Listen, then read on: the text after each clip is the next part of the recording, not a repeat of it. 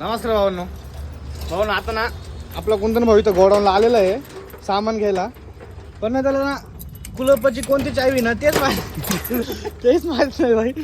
अरे मला विचारतो चावी कोणती. अरे गोडाऊनला मी कर जास्त येत पण नाही, जास्त काय माहिती राहता यांना जास्त सामान गेलं होतं गोडाऊन मध्ये, पण त्याला चावीच माहित नाही. खोल ना भाई. यार जलसा नाव बघा, जलसा नाव तिथं जलसा. हो भाई खोललं भाई. आणि भावांनो गेल्या 2 ते 3 दिवसापासून ना म्हणजे असं वातावरणामध्ये खूप चेंजेस येऊन गेला नाही का. व्हिडिओ बनवायचं तर काही नव्हतं आज, पण म्हटलं कन्सिस्टन्सी थोडीच नाही आपली व्हिडिओ बनवायची.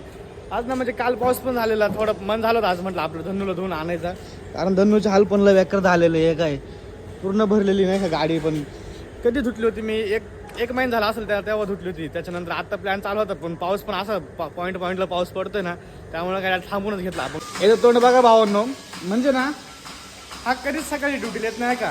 याच्या पहिले तुम्ही एक व्हिडिओ बघितला असेल, हा किती डायरेक्टली 11:30 वाजेपर्यंत झोपलेला होता, आणि आज अचानक कसं काय सकाळी ड्युटीला आलं यार तेच माहित नाही. कैसे क्या भाई तो आज सुबह आ गए रे, किसकी जगह पे आ गया?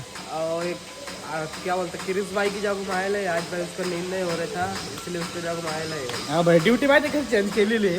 याचा एक मित्र आहे, म्हणजे ना त्याची झोप नव्हती झाली, तो याला त्याची ड्युटी सकाळी असते आणि याची 3 वाजता असते ना.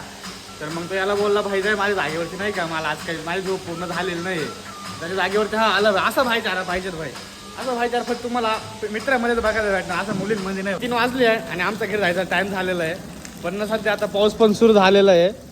आम्हाला म्हणजे 1 किलोमीटर दूर जावं लागतं नाही का घरी, इथून तर घरापर्यंत. तर पूर्ण ओलं होऊन जाईल, त्याच्यामुळे आता रोहित भाऊ विषय घेऊन टाकले जागेवर. निघायचं की नाही रोहित भाऊ अजून? भाऊ थोडासा पाऊस उतरला अजून भाई रिक्स नाही घेऊ शकत भाई, कारण सर्दी पहिलंच व्हायला आलेली आहे. झाली सर्दी, पूर्ण शरीर असं डाऊन करून टाकते ना, त्यामुळे आता थांबून घेऊ, पूर्ण पाऊस एकदम उतरून देऊ आणि नंतर जाऊ.